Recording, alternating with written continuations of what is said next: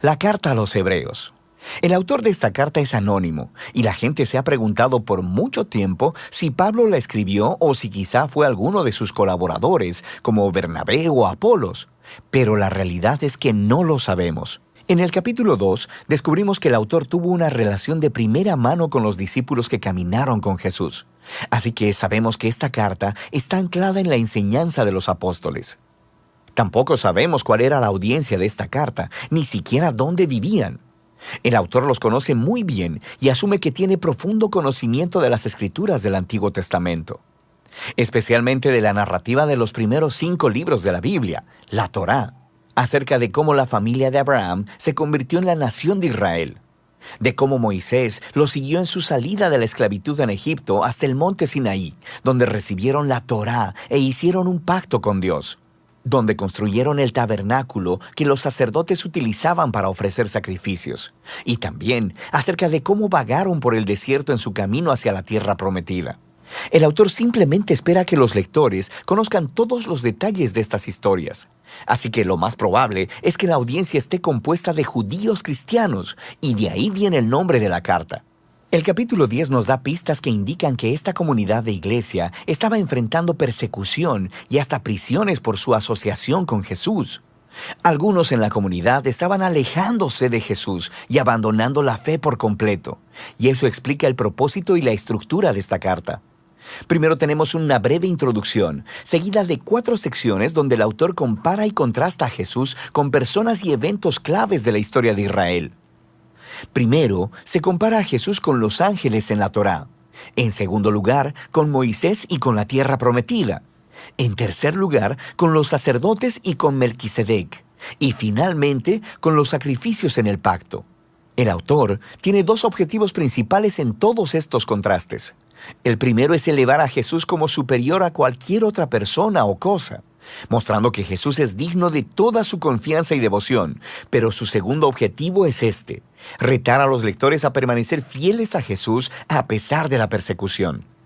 Así que cada sección incluye una fuerte advertencia de no abandonar a Jesús. Ahora, profundicemos y veamos cómo se desarrolla todo esto. La elevación de Jesús comienza en la oración inicial de la introducción. Dios, que muchas veces y de varias maneras habló a nuestros antepasados en otras épocas por medio de los profetas, en estos días finales nos ha hablado por medio de su Hijo. De manera que el autor está diciendo que Jesús es superior a todas las otras maneras previas en las que Dios se reveló a Israel. Luego, hace la sorprendente declaración que Jesús es el resplandor de la gloria de Dios y la imagen exacta de la naturaleza de Dios. Estas metáforas hacen la identificación más cercana posible entre Jesús y Dios. Así que Jesús es a Dios lo que los rayos de luz son al sol, o Jesús es lo que la impresión en la cera es al sello de un anillo. Para este autor no hay Dios aparte de Jesús. Jesús es Dios hecho hombre como el Hijo, y esta elevada manera de ver a Jesús es la que se desarrolla a través del resto de la carta. En la primera sección, el autor compara a Jesús con los ángeles, lo que podría parecer un poco extraño. ¿Por qué ángeles? En la tradición judía se enseñaba, basado en Deuteronomio 33:2, que la Torá y las palabras de Dios fueron entregadas a Moisés en el monte Sinaí a través de ángeles. Así que al decir que Jesús es superior a los ángeles, el autor está declarando que Jesús y su mensaje de buenas nuevas son superiores a todos los mensajeros anteriores de la palabra de Dios. De manera que la primera advertencia fluye de este mismo punto. Si Israel fue llamado a prestar atención a la Torá, la cual fue entregada por ángeles, ¿cuánto más deberíamos prestar atención al mensaje que fue anunciado por el Hijo de Dios?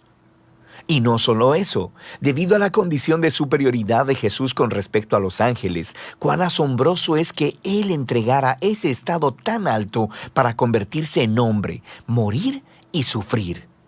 En Jesús vemos la gloria de Dios en mayor grado y su gran humildad al Jesús unirse compasivamente al trágico destino de la humanidad.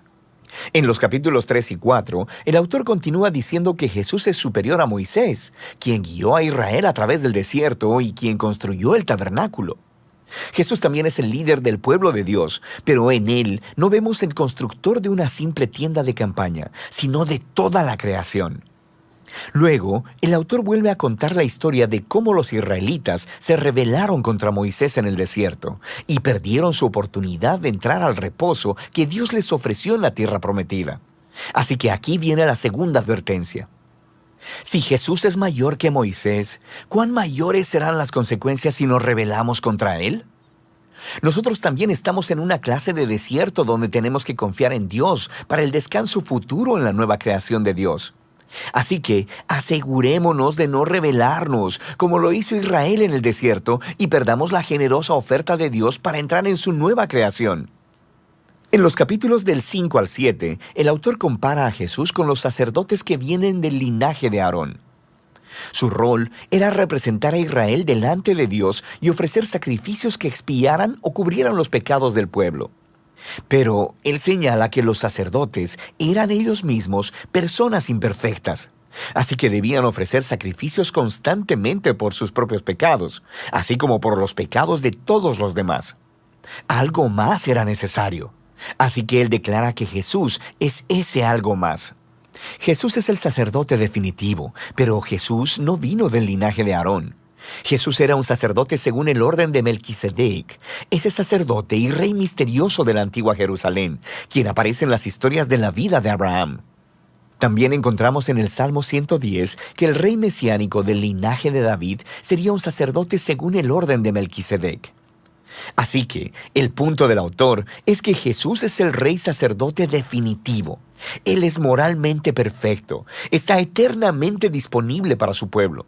Así que Él es superior a cualquier otro mediador entre Dios y los seres humanos.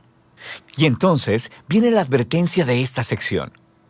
Rechazar a Jesús es rechazar a tu mejor y única oportunidad de estar completamente reconciliado con Dios. Así que no hagas eso. Lo que nos lleva a la última comparación en los capítulos del 8 al 10. El autor nos muestra cómo la muerte de Jesús en la cruz fue el sacrificio definitivo, superior a todos los sacrificios de animales que se ofrecían en el templo. Esos sacrificios debían ser ofrecidos constantemente, tanto cada día como anualmente en el día de la expiación. Jesús ofreció su vida una vez y para siempre, y eso fue suficiente para cubrir los pecados de todo el mundo. Así que el autor advierte a la audiencia sobre alejarse de Jesús. Es como darle la espalda a la oferta generosa del perdón de Dios. ¿Por qué harías eso? Nos dice que el sacrificio de Jesús es permanente y es el fundamento del nuevo pacto del que hablaron los profetas, donde todos los pecados son perdonados. Así que ahora que el autor ha elevado a Jesús por medio de todos estos contrastes, esta sección final es un gran reto a seguir a Jesús. Piensa en el gran panorama. En Jesús han encontrado la palabra misma de Dios. En Jesús tienen esperanza para estar en la nueva creación. Jesús es su eterno sacerdote.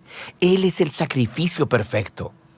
Así que ahora ellos deben seguir a todos los grandes modelos de la fe que se encuentran en la historia de las Escrituras y deben permanecer fieles a Jesús, confiando que a pesar de cualquier dificultad y persecución, Dios no abandonará a su pueblo. Ese es el flujo de pensamiento básico a través de la carta, la cual al final el autor dice que es una breve palabra de exhortación. Aquí hay algunos otros consejos para leer esta carta.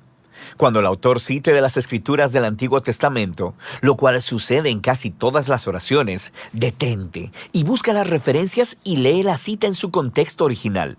Y a veces te confundirás, pero en la mayoría de las veces podrás ver conexiones geniales que de otra manera nunca hubieras notado, así que vale la pena el esfuerzo. También deberías saber que estos pasajes de advertencia te pondrán incómodo, y ese es el punto. No están ahí para asustarte. Están ahí para mostrarte que rechazar a Jesús es tonto, porque Él es asombroso. Estas advertencias sirven al propósito principal de la carta: mostrar que Jesús es la revelación definitiva del amor y la misericordia de Dios. Y de eso se trata la carta a los Hebreos.